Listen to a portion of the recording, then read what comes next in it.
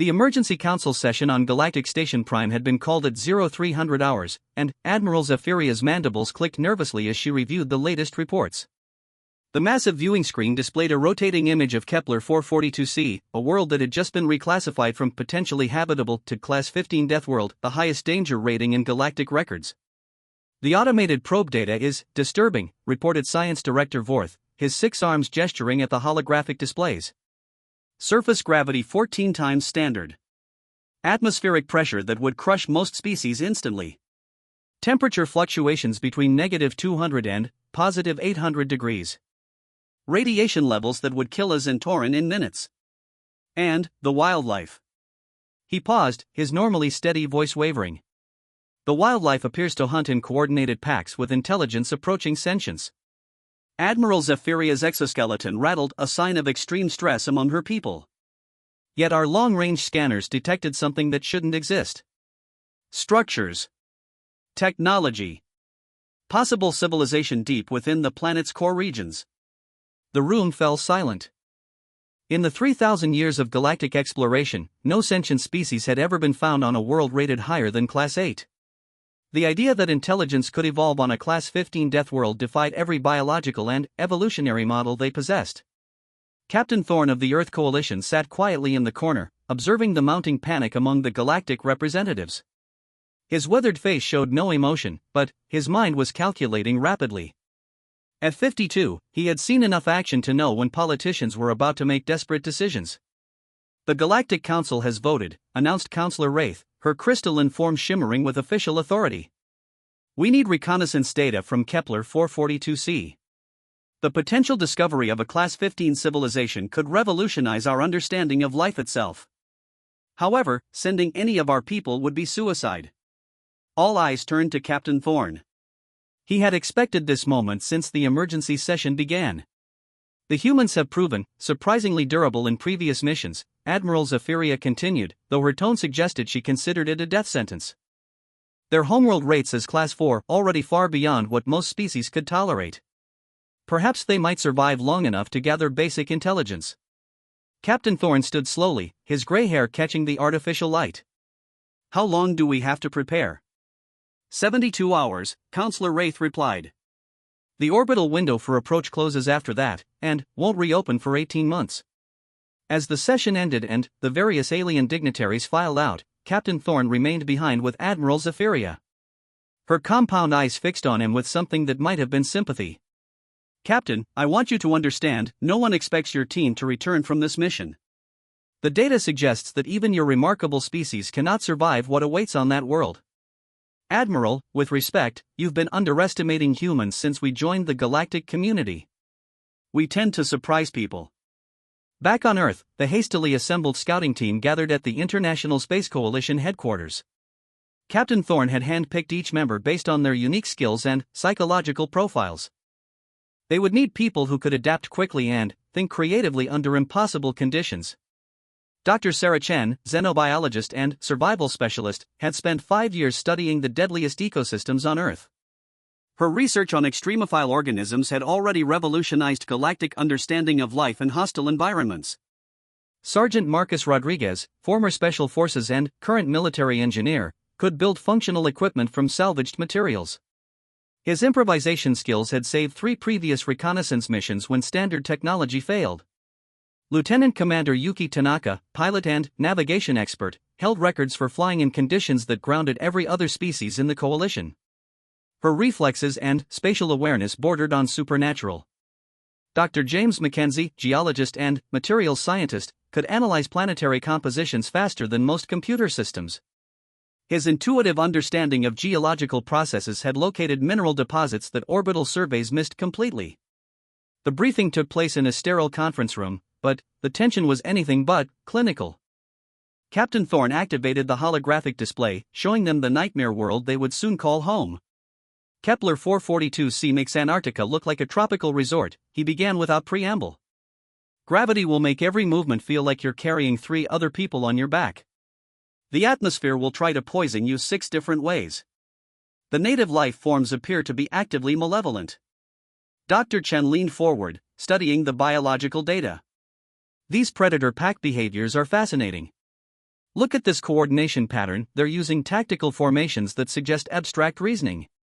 Fascinating enough to get us killed, Sergeant Rodriguez observed dryly. What's our extraction plan?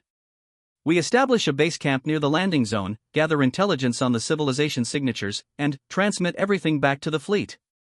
Extraction depends on what we find down there. Lieutenant Commander Tanaka was already running atmospheric flight simulations in her head. The wind patterns alone would tear apart any standard aircraft. We'll need to modify our approach vectors constantly. Dr. Mackenzie studied the geological surveys with growing concern. The planet's core appears to be artificially stabilized. That's technology beyond anything we've seen in the galaxy. Whatever's down there has been working with physics we don't understand. Captain Thorne nodded grimly. The Council believes this mission is suicide. They're sending us because humans are considered expendable compared to their more advanced species. They expect us to die quickly and hope we transmit something useful before we do. The room was quiet for a long moment. Then, Sergeant Rodriguez chuckled. Sir, has anyone told them that humans consider suicide missions a hobby? The laughter that followed was dark but determined. They all knew the reputation humans had earned in the galactic community, the species too stupid to know when something was impossible, and too stubborn to quit when they figured it out.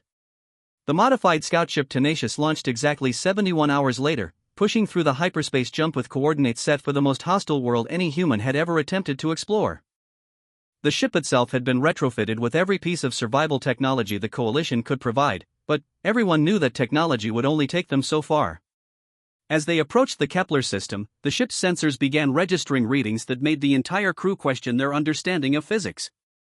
The planet wasn't just hostile to life, it seemed designed to be hostile, as if some intelligence had deliberately crafted a world that would challenge every known limit of biological endurance. Energy readings suggest massive artificial structures throughout the planet's mantle, reported Dr. Mackenzie from the science station. We're looking at engineering on a planetary scale. Captain Thorne studied the approach vectors while Lieutenant Commander Tanaka fine-tuned their descent trajectory. Whatever's down there has been working for a very long time. The question is whether they'll see us as threats, curiosities, or dinner. The landing approach took 14 hours of constant course corrections as the planet's weather systems seemed to actively resist their presence. Lightning storms with enough energy to power small cities chased their ship across continents. Gravitational anomalies threatened to crush the hull. Atmospheric composition shifted unpredictably, forcing constant adjustments to their life support systems. It's like the planet knows we're here, Dr. Chen observed as another massive storm front moved to intercept their flight path. Maybe it does, Dr. Mackenzie replied, studying energy patterns that defied conventional explanation. These readings suggest a level of planetary consciousness that shouldn't be possible. They finally touched down in a relatively stable region near what appeared to be ancient ruins, structures that rose from the hostile landscape like impossible monuments to survival. The landing site was surrounded by crystalline formations that seemed to generate their own energy fields. Atmospheric analysis complete, reported Dr. Chen. It's exactly as horrible as advertised. Poisonous, corrosive, and under pressure that should turn our bones to powder. Captain Thorne sealed his environmental suit and checked the power readings on their portable habitat modules. Then, we'd better prove that Earth didn't send its best people to die quietly. Time to show the galaxy what humans do when someone tells us something is impossible. As the landing ramp lowered, revealing the hellscape that awaited them, each team member felt the weight of galactic expectations. They were supposed to fail. They were supposed to die quickly and leave behind enough data to satisfy scientific curiosity. Instead, they stepped onto the surface of Kepler 442c with the quiet determination that had carried humanity from the caves of Earth to the stars themselves. The planet immediately began trying to kill them in ways they had never imagined, but they had come prepared for the impossible. After all, they were human. The first 12 hours on Kepler 442c nearly killed them 6 times. Dr. Chen's environmental readings fluctuated wildly as they established their base camp near the crystalline formations. The ground beneath their feet registered temperatures that should have melted their equipment, yet somehow remained solid.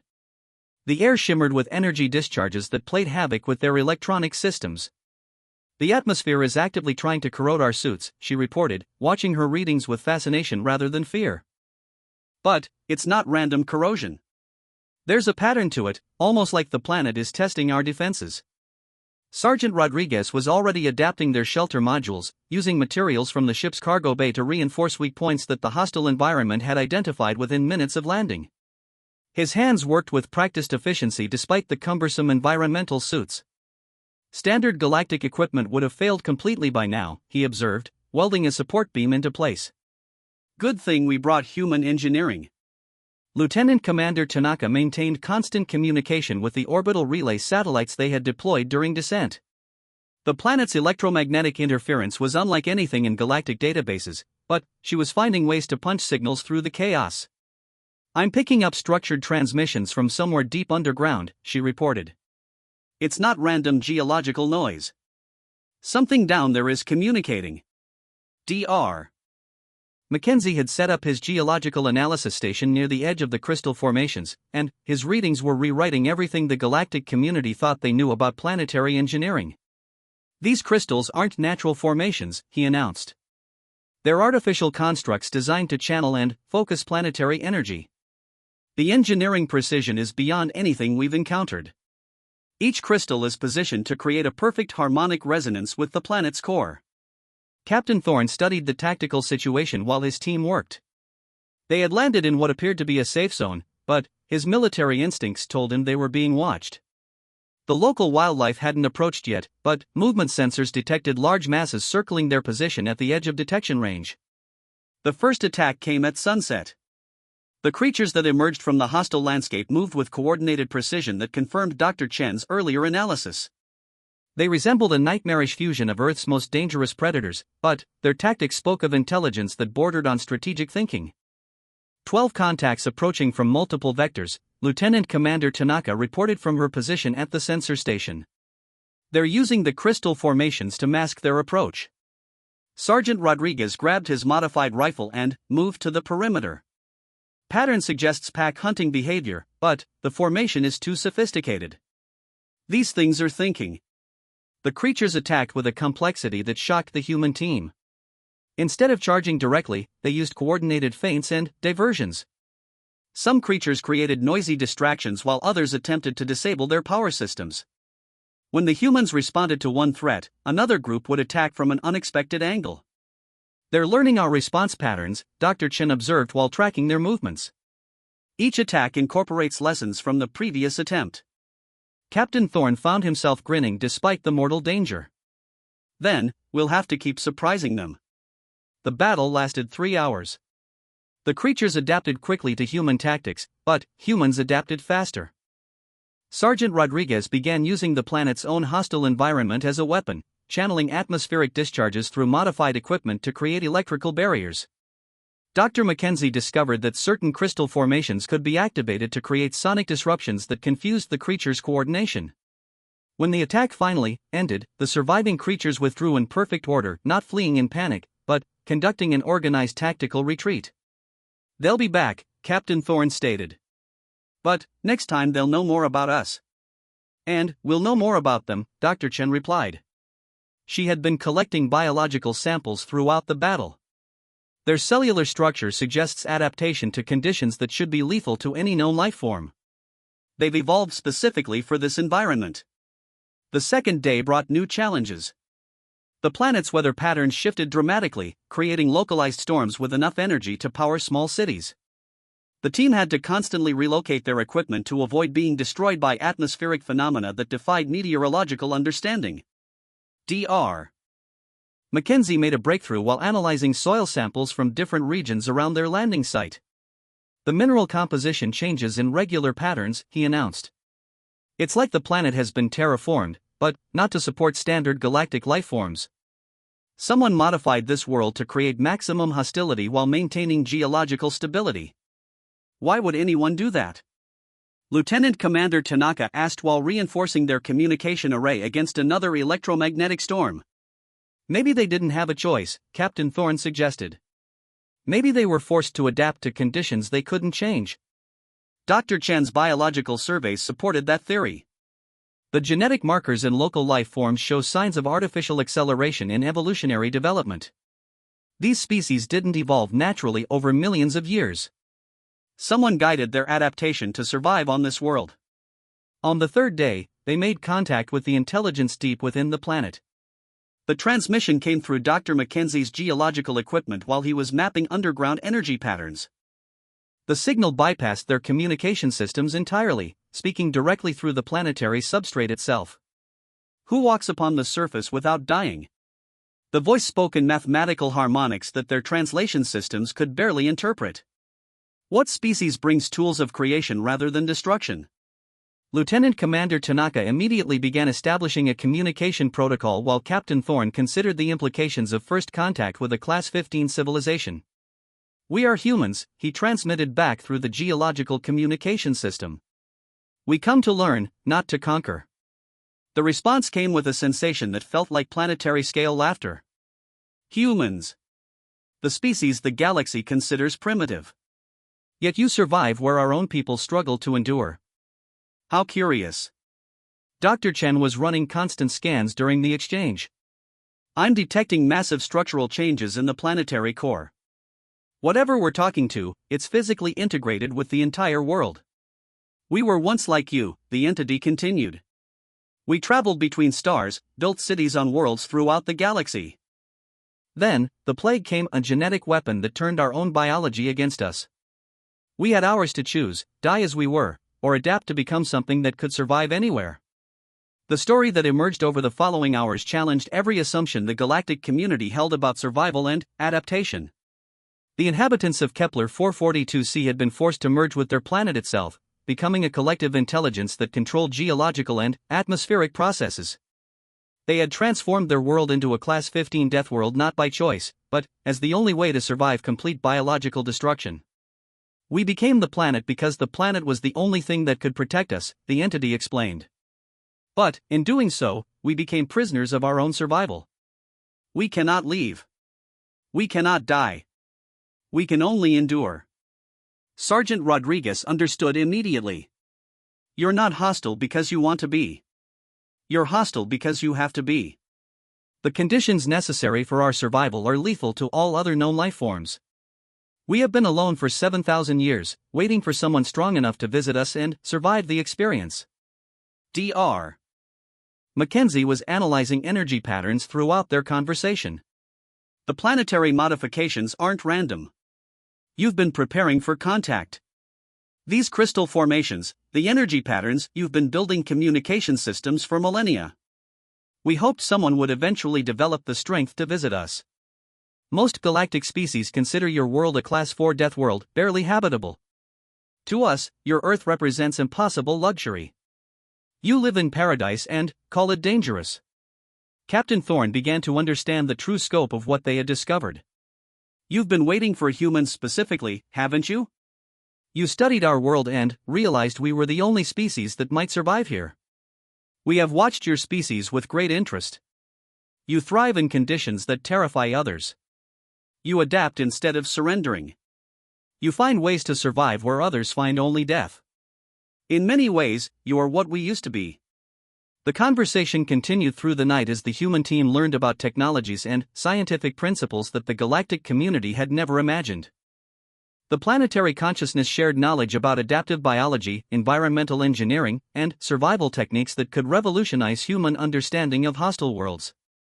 But, more importantly, they discovered that they weren't just gathering intelligence, they were providing hope to a civilization that had given up on ever communicating with the outside universe again. "Your presence here proves that survival is possible even in impossible conditions," the entity said as the planet's artificial dawn broke over the hostile landscape. "Perhaps there are others like you in the galaxy. Perhaps we are not as alone as we believed." Dr. Chen was already making plans for extended research collaboration. "We could establish a permanent research station. Learn from each other. The galactic community will want to study this world," Captain Thorne pointed out. "But they won't be able to survive here like we can." "Then, humans would become the bridge between our civilizations," the planetary consciousness replied. "You would be the only species capable of facilitating communication between our people and the galaxy beyond." As the team prepared their initial reports for transmission back to the fleet, they realized they had stumbled onto something far more significant than a reconnaissance mission. They had discovered a civilization that had been waiting thousands of years for someone strong enough to visit them and survive the experience. The galaxy had sent humans to Kepler 442c expecting them to die quickly and leave behind basic intelligence data. Instead, they had established humanity as the only species capable of diplomatic relations with one of the most advanced civilizations ever discovered. The planet had begged for contact, and humans had answered. The emergency transmission from Kepler 442c reached Galactic Station Prime 16 hours after Captain Thorne's team established communication with the planetary consciousness. The reaction among the galactic leadership was immediate and predictable, complete disbelief followed by mounting panic. Admiral Zephyria's mandibles clicked rapidly as she reviewed the impossible data streaming from the human scout team. They claim to have established diplomatic contact with a planetary-scale consciousness that has survived for 7,000 years on a Class 15 Deathworld. Science Director Vortha's 6 arms gestured wildly at the holographic displays showing energy readings that defied every known law of physics. The data suggests massive technological capabilities integrated throughout the planet's geological structure. If accurate, we're looking at engineering beyond anything in our civilization. Counselor Wraith's crystalline form shimmered with agitation. This changes everything. A Class 15 civilization could possess technologies that would revolutionize galactic society. But, how do we establish meaningful contact when only humans can survive on that world? Back on Kepler 442c, the human team was discovering exactly how extensive the planetary consciousness's capabilities were. Dr. Mackenzie had been invited to examine underground installations that stretched for thousands of kilometers through the planet's crust. The engineering marvels he encountered challenged his understanding of physics itself. They've essentially turned the entire planet into a single massive technological system, he reported to Captain Thorne while examining crystalline structures that seemed to grow and reshape themselves according to need. Energy distribution, atmospheric processing, geological stability, everything is controlled and integrated. The planetary consciousness had begun calling itself the Collective, explaining that it represented the merged minds of an entire civilization that had chosen technological symbiosis over extinction. When the genetic plague threatened our existence, we had 3 choices, the Collective explained through harmonic vibrations in the crystalline formations. We could die as individuals, flee to sterile artificial environments, or merge with our world and become something new. We chose transformation. Dr. Chen was studying biological samples that the Collective had provided remnants of their original species preserved in crystalline matrices throughout the planet's structure. Their base physiology was similar to several current galactic species, but the modifications they made to survive here are beyond anything we've seen. They essentially rewrote their genetic code in real time. Sergeant Rodriguez was working with Collective-provided materials to upgrade their base camp into something that could support extended operations. The technology was far beyond human engineering, but the Collective seemed genuinely interested in teaching rather than simply impressing their visitors. They're not showing off, he observed while installing energy collectors that drew power directly from planetary atmospheric discharges. They're trying to help us understand how they survived. It's like they want us to learn from their experience. Lieutenant Commander Tanaka was managing an increasingly complex communication situation as word of the discovery spread throughout the galactic community. Every major civilization wanted direct access to the Collective, but none possessed the environmental tolerance necessary to visit Kepler 442c. The Galactic Council is demanding immediate access to Collective technologies, she reported. They want us to establish communication relays that will allow direct negotiation. Captain Thorne found himself in an unprecedented diplomatic position. As the only humans capable of surviving on Kepler 442c, his team had become the sole intermediary between the galactic community and a civilization that possessed technologies beyond current understanding. What do you want from contact with the galaxy? He asked the Collective during one of their regular communication sessions. The response carried emotional undertones that their translation systems interpreted as profound loneliness mixed with cautious hope. We have been isolated for 7,000 years, watching galactic civilizations develop while we remain trapped by our own survival adaptations. We want to share what we have learned, but, more than that, we want to remember what it feels like to be part of a larger community. Dr. Chen had been analyzing the psychological aspects of a planetary-scale consciousness, and her findings were both fascinating and disturbing. They're not a hive mind in the traditional sense. Individual personalities still exist within the Collective, but they've been isolated from external contact for so long that many have retreated into dormancy. Our presence here has awakened minds that have been sleeping for millennia. The implications became clear during their second week on the planet when the collective began introducing them to individual voices within the planetary consciousness. Each represented different aspects of their civilization's knowledge and experience. Engineer Prime Vorthak spoke through geological formations while teaching Dr. Mackenzie about planetary-scale construction techniques. We learned to build with living rock, growing our cities rather than constructing them. The planet became our tool, and we became its intelligence. Biologist Collective Zira communicated through atmospheric chemical changes while sharing evolutionary adaptation theories with Dr. Chun. Survival sometimes requires abandoning what you were to become what you need to be. Your species understands this instinctively. Military strategist Keth manifested through coordinated wildlife behaviors while discussing tactical philosophy with Sergeant Rodriguez. Your military thinking is remarkably flexible. Most species develop rigid doctrines. Humans adapt their strategies to circumstances. Navigator Assembly Yith spoke through electromagnetic phenomena while working with Lieutenant Commander Tanaka on communication protocols. We used to travel between stars as you do now. Sometimes we dream of ships that move through space rather than controlling worlds that move through time. Captain Thorne realized they were experiencing something unprecedented in galactic history, genuine cultural exchange with a civilization that had transcended individual existence while maintaining individual identity. The galactic response to ongoing reports from Kepler 442c escalated quickly from scientific interest to political crisis. The technologies the collective possessed could revolutionize everything from planetary engineering to faster-than-light travel, but accessing those technologies required human mediation. The Council is sending diplomatic missions, Lieutenant Commander Tanaka reported. 3 different species want to establish permanent research stations in orbit around the planet. They can't land here, Dr. Chen pointed out. The atmospheric conditions alone would kill them in minutes. They're planning to use robotic intermediaries and artificial intelligence systems, came the response. They want to bypass human involvement entirely. Captain Thorne discussed the situation with the collective during their evening communication session. The planetary consciousness's response was immediate and decisive. We will not communicate with artificial intelligences or robotic systems. We have experience with non-organic consciousness, and we find it incomplete. We choose our partners based on their ability to survive, adapt, and grow. Only your species has demonstrated these qualities. The political implications rippled through the galactic community like shock waves. For the first time in recorded history, a technologically superior civilization was choosing to work exclusively with humans rather than more advanced galactic species. Admiral Zephyria's emergency communication reached Captain Thorne with barely contained frustration. The Council is demanding that you establish communication protocols that will allow other species to interact with the collective. Your role as intermediaries is supposed to be temporary. With respect, Admiral, the collective doesn't see it that way. They're choosing to work with humans because we're the only species that can survive in their environment.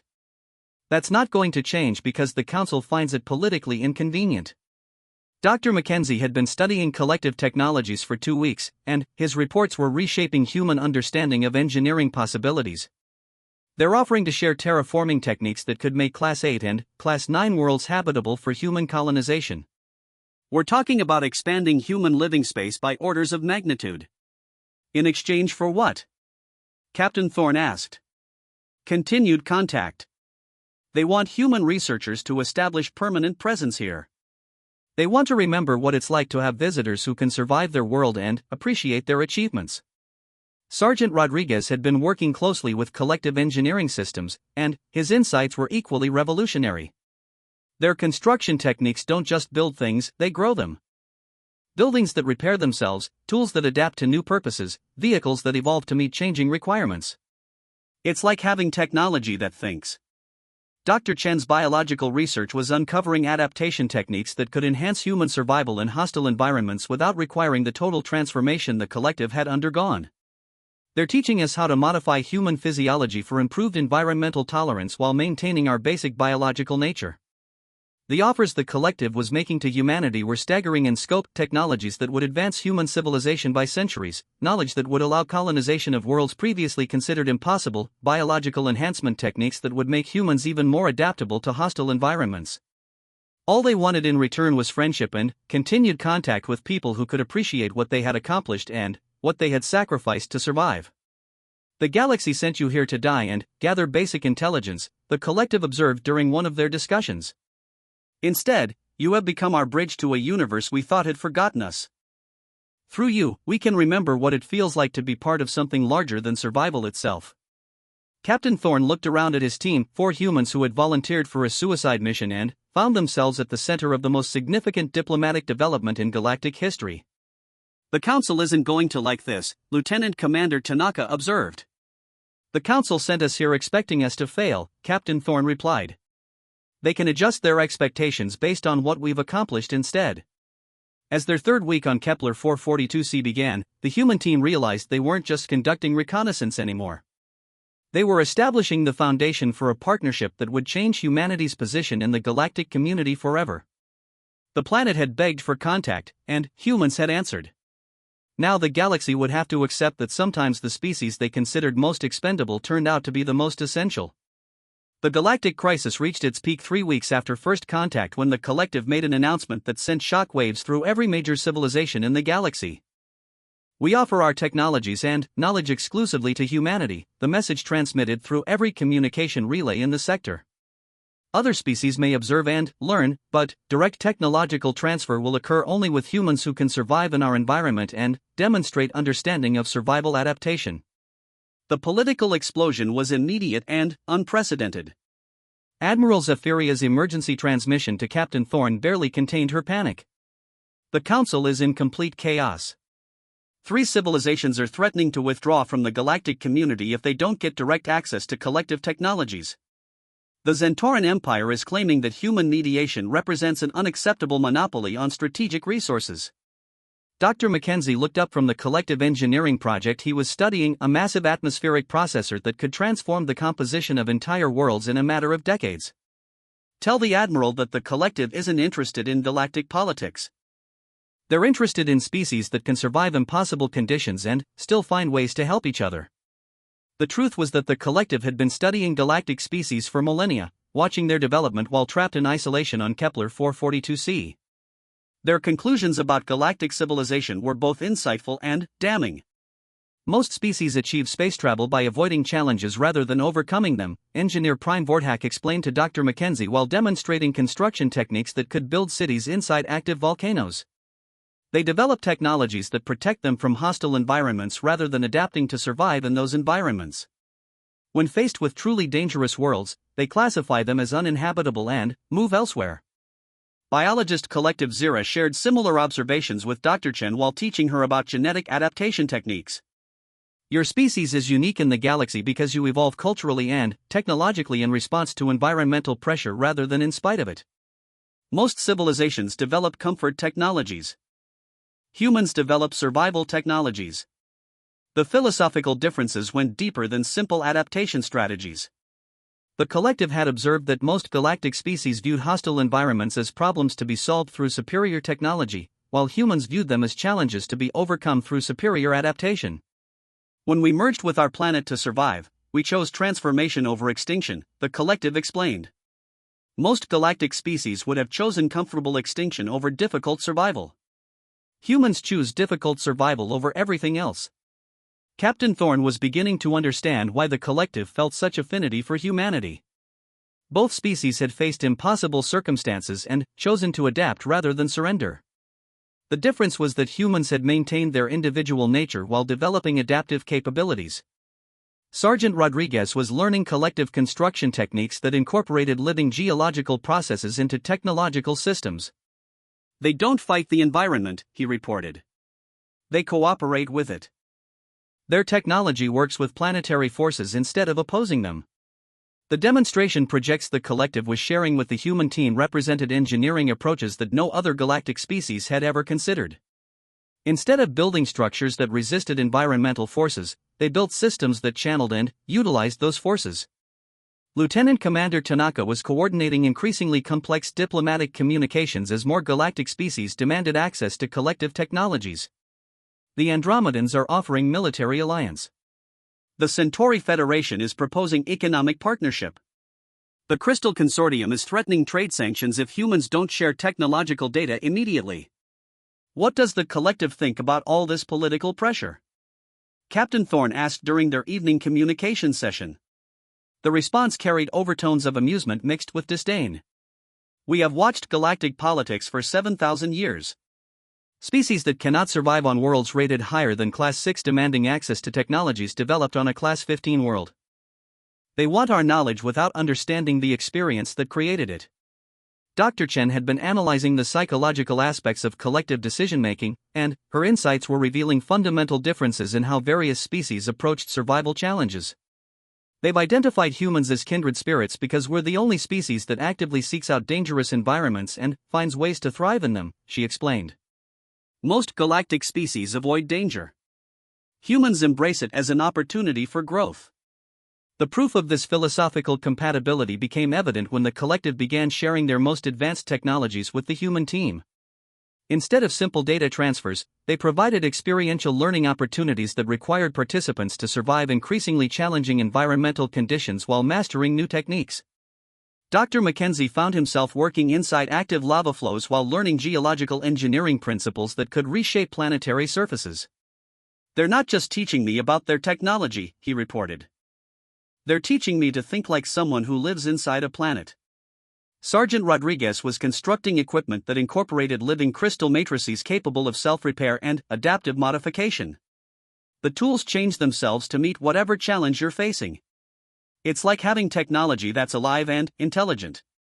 Dr. Chen was studying biological enhancement techniques that could allow humans to survive in environments even more hostile than Kepler 442c without losing their essential humanity.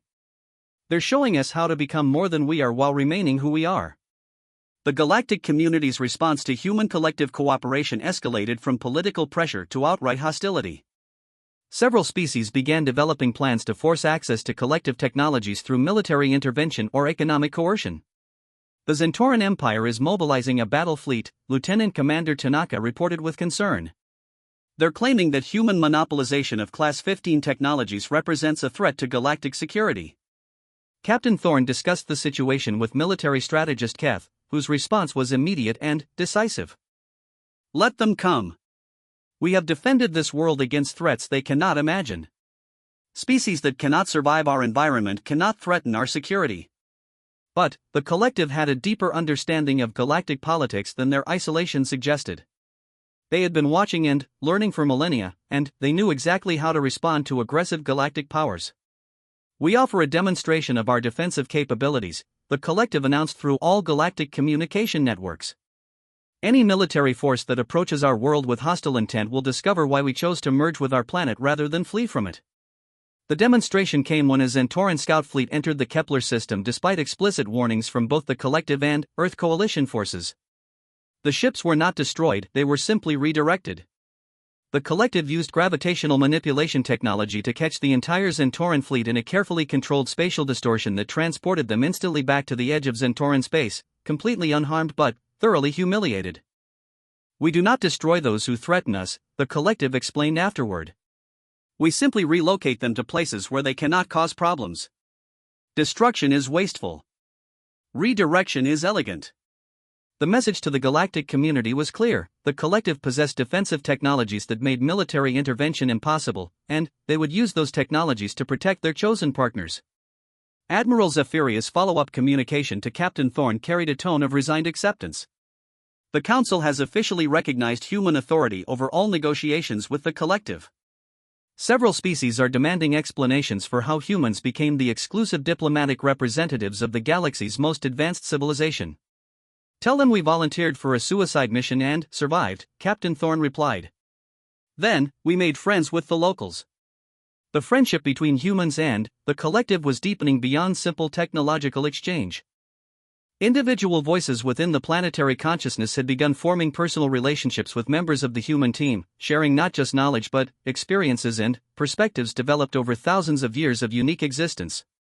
Navigator Assemblyth had begun working closely with Lieutenant Commander Tanaka on communication technologies that could maintain contact across interstellar distances without relying on traditional relay networks. We learned to speak through space itself, Yith explained while demonstrating quantum entanglement communication systems that operated instantaneously regardless of distance. When you are bound to a single world, you must find ways to reach beyond that world without leaving it. Engineer Prime Vorthak had developed a remarkable partnership with both Dr. Mackenzie and Sergeant Rodriguez, teaching them construction techniques that treated entire planets as building materials. You think of engineering as building things on worlds, Vorthak observed. We learn to engineer worlds themselves as things to be built. The difference is profound. The most significant relationship was developing between Dr. Chen and biologist collective Zira. Their collaboration was producing research that could revolutionize human understanding of adaptation and evolution. Your species has the potential to become something unprecedented in galactic history, Zira explained. You possess the adaptability necessary for survival in impossible environments, but you maintain individual consciousness and cultural diversity. You could become a bridge species capable of surviving anywhere while helping others expand their own survival capabilities. The concept of humans as a bridge species was gaining support throughout the collective as they observed how the human team interacted with both their technologies and their environment. Most species that achieve our level of technological integration lose their individual identity, the collective explained. We chose survival over individuality and have sometimes regretted that choice. Humans seem capable of achieving both. Dr. Chen was studying the implications of this observation. They're suggesting that humans could develop enhanced environmental adaptation without losing our essential humanity. We could become the species that helps others survive in places they couldn't otherwise explore. The technological gifts the collective was sharing with humanity were staggering in their potential applications. Atmospheric processors that could make any world breathable. Gravitational manipulation systems that could move entire planets. Biological enhancement techniques that could allow humans to survive in vacuum, underwater, or in the cores of gas giants. But, more than technology, they were sharing wisdom earned through 7,000 years of survival in impossible conditions. Survival is not about becoming stronger than your environment, the collective taught. Survival is about becoming compatible with your environment while maintaining your essential self. Most species try to change their environment to suit their needs. We learn to change ourselves to suit our environment's demands while preserving what made us who we were. Captain Thorne was documenting everything for Earth Coalition planners who were already designing humanity's next phase of galactic expansion based on collective technologies and wisdom. They're not just giving us advanced technology, he reported. They're teaching us how to think like a species that can survive anywhere and help others do the same. The galactic community was slowly coming to terms with the reality that humans had become the primary interface between galactic civilization and its most advanced member species. The political implications were enormous, but the practical benefits were undeniable. Species that had been limited to comfortable worlds were gaining access to survival techniques that could expand their living space. Technologies that had been theoretical were becoming practical through collective knowledge. Most importantly, the galaxy was learning from a civilization that had chosen survival and adaptation over comfort and stagnation. The humans came to our world expecting to die, the collective observed during one of their regular philosophical discussions. Instead, they chose to live and help us remember what it feels like to be part of a larger community. Through them, we have learned that survival is more rewarding when it is shared. As their fourth week on Kepler 442c ended, the human team realized they had become more than explorers or diplomats. They had become the living proof that impossible survival was not only possible but could be the foundation for unprecedented cooperation and growth. The planet had begged for contact, and humans had answered. Now the galaxy was learning that sometimes the most important discoveries are made not by the strongest or most advanced species, but by those willing to risk everything to reach out to others who have been waiting for someone brave enough to try. 6 months after the initial landing on Kepler 442c, the human presence on the planet had evolved from a desperate scouting mission into the foundation of the most significant alliance in galactic history. The permanent research station that Dr. Chen had proposed was now a thriving community of 50 human researchers, engineers, and diplomats working in partnership with the collective to develop technologies that were transforming both human and galactic civilization. Captain Thorne stood in the observation dome of New Haven Station, watching the hostile landscape of Kepler 442c with eyes that no longer saw a world trying to kill him. Instead, he saw a world that had taught humanity how to survive anything while helping others do the same. The station itself was a marvel of human collective cooperation. Built using living crystal technology that grew and adapted to changing conditions, it was capable of expanding or relocating as needed while maintaining perfect environmental control for human inhabitants. Environmental readings are stable, Dr. Chen reported from the biological research section. The collective's atmospheric processors have created a safety zone that spans 300 square kilometers around the station. We can now operate outside our environmental suits for limited periods. The transformation of Kepler 442c's immediate environment was just the beginning. Throughout the galaxy, human-operated research stations were using collective technologies to make previously uninhabitable worlds accessible to galactic civilization.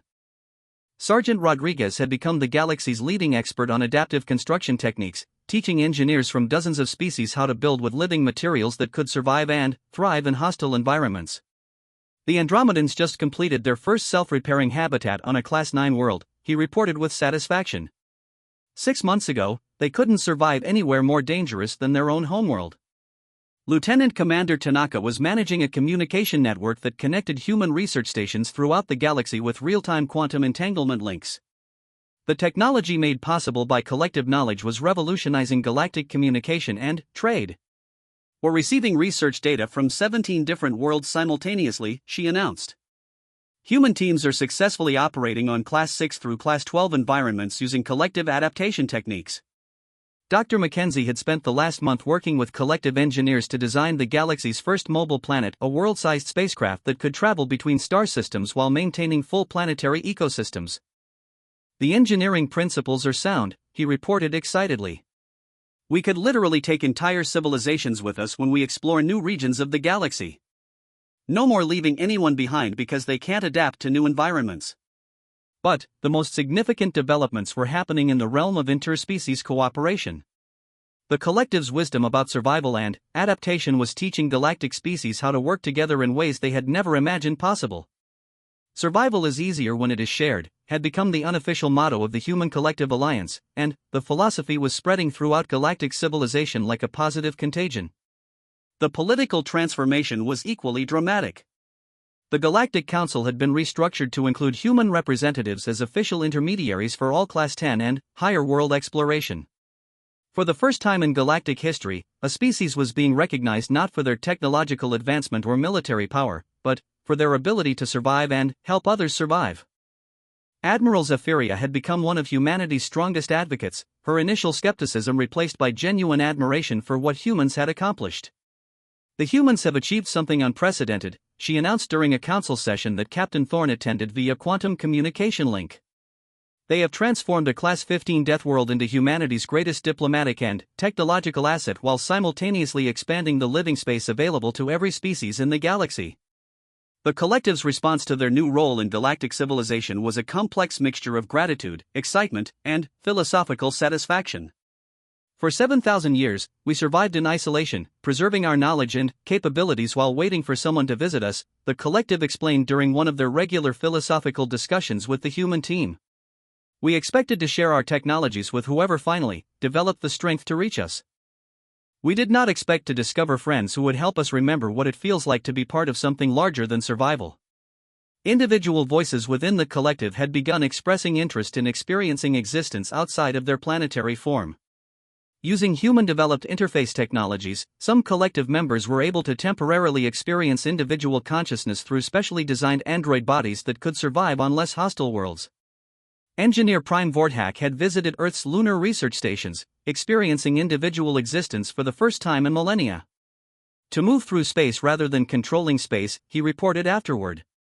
To see with single eyes rather than planetary awareness. The sensation is both terrifying and exhilarating. Biologist Collective Zira had worked directly with human researchers on several Class 8 worlds, studying how different species adapted to environmental challenges. Individual consciousness allows for perspectives we had forgotten were possible. Each mind sees solutions that collective awareness might miss. The cultural exchange was flowing in both directions. Human researchers were learning to think on planetary scales while collective members were rediscovering the value of individual experience and perspective. Dr. Chen had been studying the psychological implications of this unprecedented cooperation. We're witnessing the emergence of a new form of consciousness, one that combines individual awareness with collective capability. Neither fully human nor fully collective, but something that incorporates the strengths of both. The technological applications of human collective partnership were revolutionizing galactic civilization. Worlds that had been written off as uninhabitable were becoming centers of research and industry.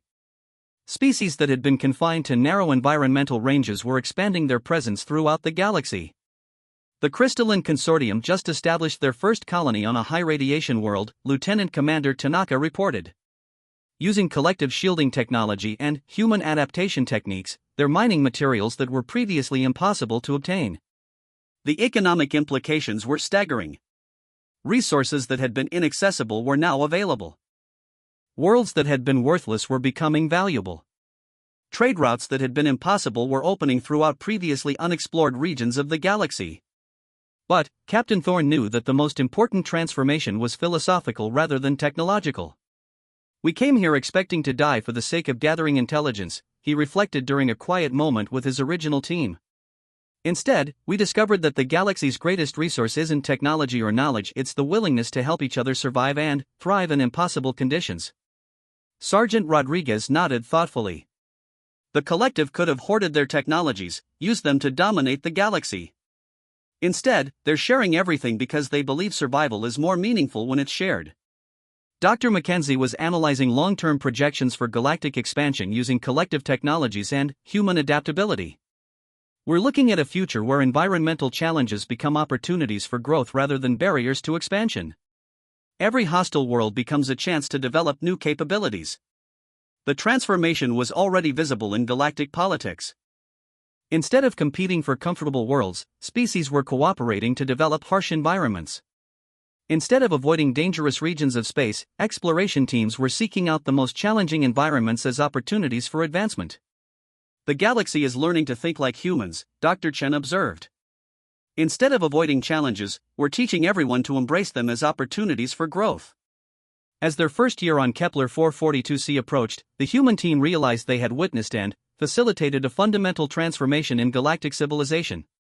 The universe was becoming a place where survival was shared, challenges were opportunities, and the most hostile environments were viewed as chances for unprecedented cooperation and growth.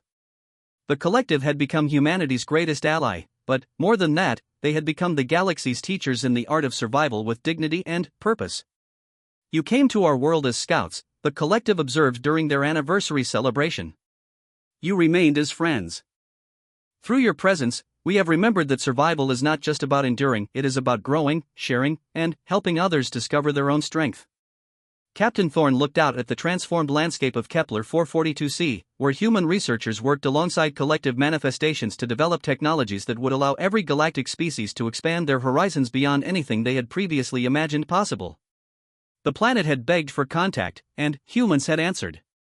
In doing so, they had discovered that the galaxy's greatest treasure was not advanced technology or ancient wisdom, but the simple willingness to risk everything to help others survive and thrive. The galaxy would never be the same, and that was exactly what both humans and the collective had hoped for when they first began talking to each other across the impossible conditions of a Class 15 Deathworld that had become the foundation of galactic civilization's greatest partnership.